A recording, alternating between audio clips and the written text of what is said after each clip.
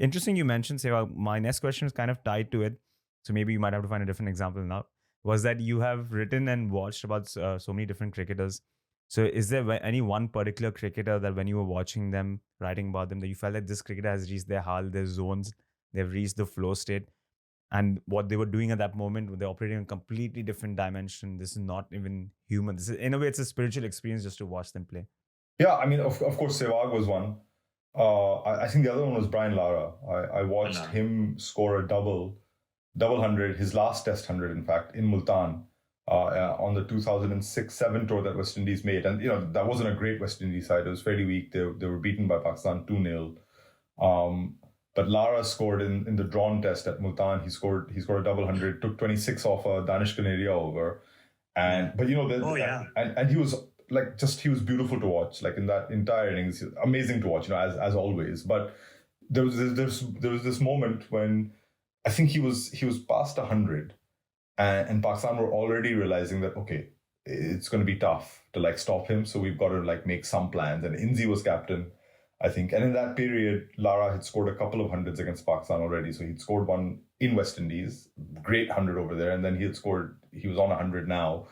And so Inzi brought Abdur Razzaq onto bowl and put basically three men at point to Lara's point, and started getting him to bowl wide basically, and try and maybe get a slice up in the air to one of the points. There was a fine point, there was a conventional point, and there was just one to the left of point. Wasn't a cover, very close in. And he said, this is my strategy. I'm going to cover you here, and I'm going to stop you from scoring.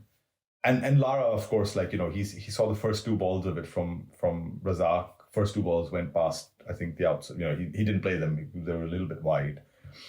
And then he started piercing that three-man cordon. And literally, there must have been maybe 10, 15 meters between the three.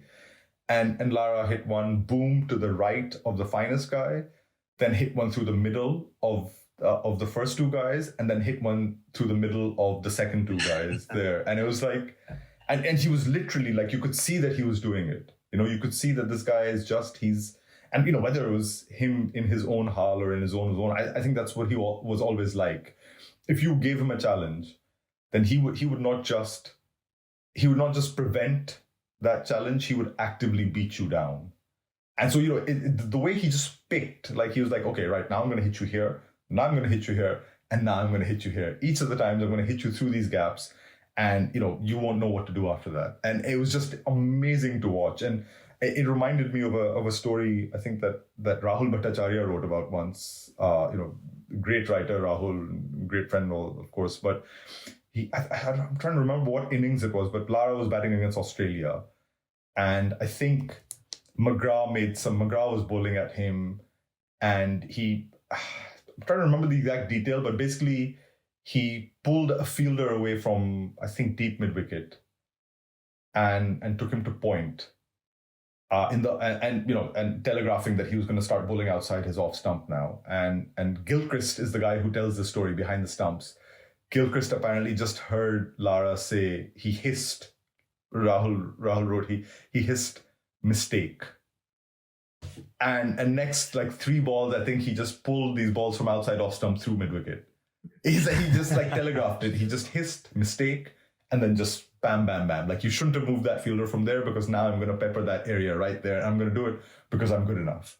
So the skill that he had was just insane, what he could do. So I think he was at his peak, he was just in his own zone where you couldn't touch him, I don't think. When you're talking about Brian Lara, I had the honor of, when I went to the Sydney cricket ground, and when I went there, Stuart McGill was coaching a few students, and I went up to him and I just said, "Hi, can I get a picture?" And then I was like, "Can I ask you one question?